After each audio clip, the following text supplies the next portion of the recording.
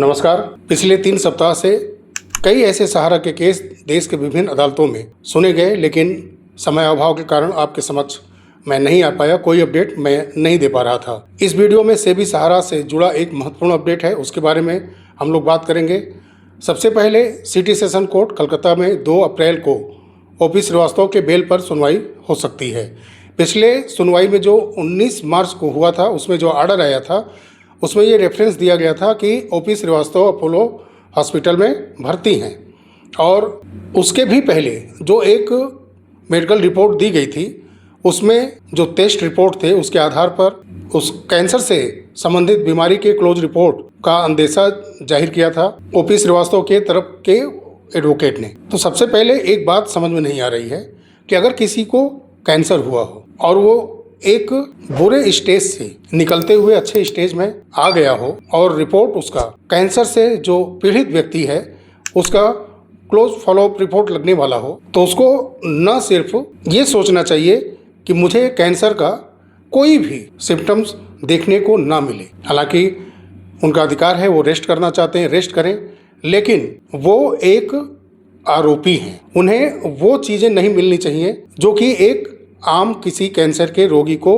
मिल सकता है, क्योंकि उन्होंने करोड़ों निवेशकों के निवेश किए हुए पैसे की धज्जियां उड़ाई हैं, उनका मिसयूज किया है, मनी लॉन्ड्रिंग जैसी अपराध उनके जानकारियां में की गई हैं। तो आम कैंसर रोगी से उनसे तुलना करना और वो सुविधाएं उनको देना, ये मानवाधिकार के बिल्कुल विपरीत है। किसी एक व्यक्ति के लिए करोड़ों व्यक्ति को हतोत्साहित नहीं किया जा सकता, जिससे कि कोर्ट को बहुत सारी आशाएं हों। तो ये सारी चीज़ें सिटी सेशन कोर्ट कलकत्ता अवश्य देखेंगी, और जो मनी लॉन्ड्रिंग का केस है अब उस पर फोकस किया जाएगा ताकि इनसे पूछताछ हो और इस गंभीर मनी लॉन्ड्रिंग अपराध में कौन कौन दोषी है उस सच को उगलवाते हुए संपत्तियों की जब्ती और निवेशकों का पैसा वापसी का राह अब देखना चाहिए, ना कि सिर्फ कुछ सप्ताह, कुछ महीने या वर्षों सिर्फ बेल पिटीशन पर सुनवाई होती जाए और मेडिकल रिपोर्ट के आधार पर सिर्फ ट्रीटमेंट हो और आरोपी को सिर्फ रिलीफ दिया जाए, ना कि जो करोड़ों विक्टिम हैं जिनका पैसा डूबा पड़ा है, उनके हित के लिए भी कोर्ट को कदम आगे बढ़ाना चाहिए। तो 2 अप्रैल को बेल पिटीशन के साथ साथ जो मनी लॉन्ड्रिंग की केस ईडी की तरफ से फाइल की गई है उस पर भी सुनवाई होना और उसमें भी आरोपियों से पूछताछ पर कोर्ट को विचार करना चाहिए कि जल्द से जल्द सिर्फ डेट न पड़े बल्कि उस पर सुनवाई भी हो और करोड़ों निवेशकों के हित में भी फैसला आए सिटी सेशन कोर्ट कलकत्ता से। वहीं सुप्रीम कोर्ट के अंदर सहारा की 4 सोसाइटीज की तरफ से इन्फोर्समेंट डायरेक्टरेट के अगेंस्ट में special live petition criminal file किया जाता है। उस पर कोर्ट सुनवाई करती है 24 मार्च को, और पिटिशनर यानी चारों सोसाइटीज़ की तरफ से जो एडवोकेट हैं उन्होंने सुप्रीम कोर्ट के समक्ष अपने लेटर को पढ़ा और वो अगला डेट लेने में कामयाब भी हुए हैं, जिसकी सुनवाई 13 अप्रैल को होनी है। यानी कि जिन सहारा की 4 सोसाइटीज़ की तरफ से सुप्रीम कोर्ट का रुख किया गया है इन्फोर्समेंट डायरेक्टरेट के अगेंस्ट में, उस पर सुनवाई फिर से एक बार 13 अप्रैल 2026 को होगी। और एक केस आपको याद होगा, सहारा इंडिया कमर्शियल कॉरपोरेशन लिमिटेड के तरफ से एक ट्रांसफ़र पिटीशन फाइल किया गया था 27 अक्टूबर 2025 को, और वो भी डिफेक्टिव था, फिर भी उसको सुप्रीम कोर्ट की तरफ से सुना गया था 13 मार्च को, और उसमें बहुत सारे आईए जो कि सहारा वापस लेना चाहते थे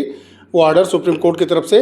जारी किया गया, और जो डिफेक्ट था इसमें उसको भी दूर करने के लिए सुप्रीम कोर्ट की तरफ से सहारा को 8 सप्ताह का समय और दिया गया।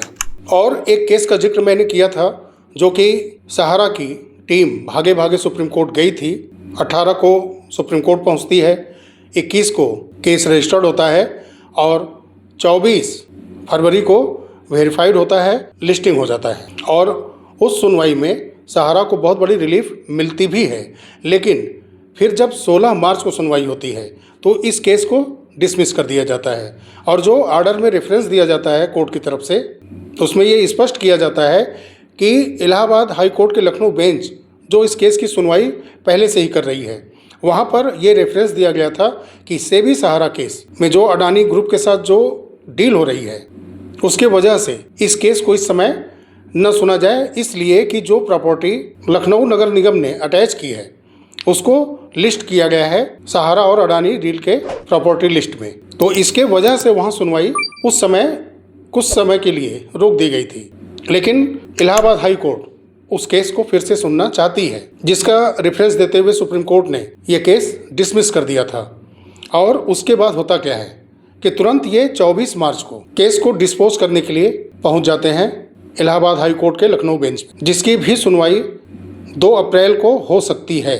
तो इसमें एक फैक्ट स्पष्ट है कि ये सीधा कोई बिना तैयारी किए क्या ये हार मान बैठे हैं क्या कि अब हमारा सहारा सिटी हमारे हाथ से चला गया है और जो भी लीज एग्रीमेंट था उसके मुताबिक मैंने काम नहीं किया है, तो मैं ये मान बैठा हूँ, यानी सहारा ये मान बैठी है कि ये प्रॉपर्टी मेरे हाथ से चली गई है। तो इनकी अंतरात्मा जाग गई और ये चले आए केस को डिस्पोज कराने के लिए इलाहाबाद हाई कोर्ट के लखनऊ बेंच में। क्या ऐसा हुआ है? जी नहीं, बिल्कुल नहीं। जब केस सुप्रीम कोर्ट के अंदर खारिज हुआ सहारा का स्टेट ऑफ यूपी के अगेंस्ट में, तो उसमें रेफरेंस दिया गया था कि इलाहाबाद हाई कोर्ट की लखनऊ बेंच इसकी सुनवाई कर रही और इसमें महत्वपूर्ण फैसला वो अपना दे सकते हैं। तो क्या ये सहारा की चाल नहीं लगती कि जब यहाँ सुनवाई नहीं होगी इस केस को यहाँ डिस्पोज किया जाए और फिर से एक नए तरीके से इस केस को सुप्रीम कोर्ट में लेकर के पहुँचा जाए और वहाँ से रिलीफ लेने के लिए एक अलग से प्रयास किया जाए। जो रिलीफ इन्हें इलाहाबाद हाई कोर्ट के लखनऊ बेंच से स्टेट ऑफ यूपी के अगेंस्ट में नहीं मिल पाई, वो निश्चित प्रयास करेंगे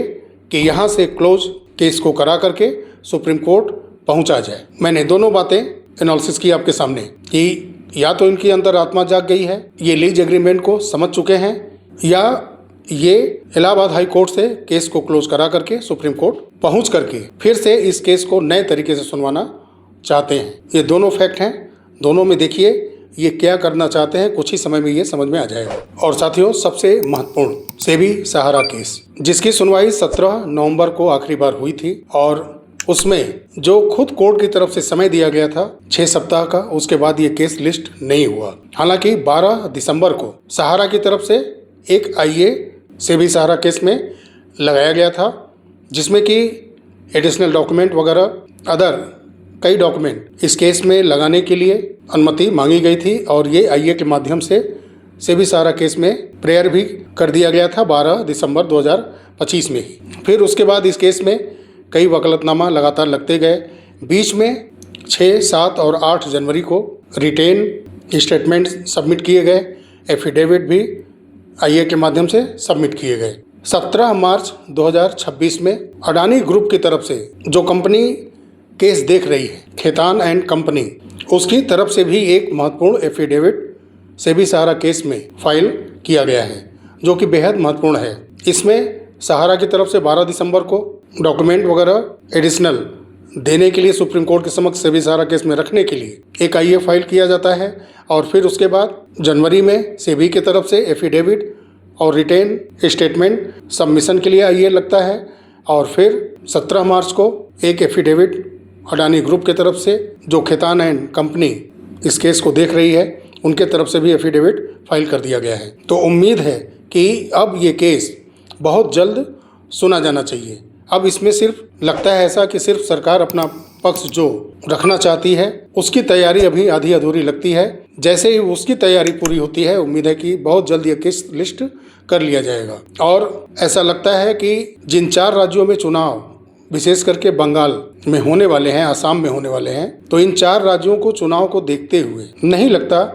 कि इसके पहले सेबी सहारा केस लिस्ट किया जाएगा। सरकार उलझी है, तो इन 4 राज्यों के चुनाव के बाद हो सकता है इस केस की लिस्टिंग की जाए,